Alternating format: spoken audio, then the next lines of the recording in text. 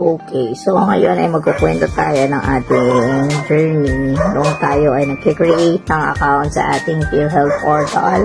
So dahil tayo na sa Department of Education, tayo ay sinasuggest po ng ating ahensya na tayo ay mag-create ng account sa ating PhilHealth portal.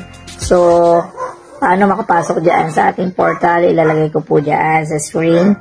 And then, ano ba ang ginawa ko? So, nag-create nga po ako ng account but ang lumalabas po, ang problema ay member has no record. So, wala akong record na lumalabas kahit ang mga up ko pong information ay tama naman. So, dahil ang nilalagay natin ay yung nasa ID na binigay ng PhilHealth office natin dito sa Bataan. So, ini-insert natin ang information pero iyon at iyon pa rin ang lumalabas. Member has no record.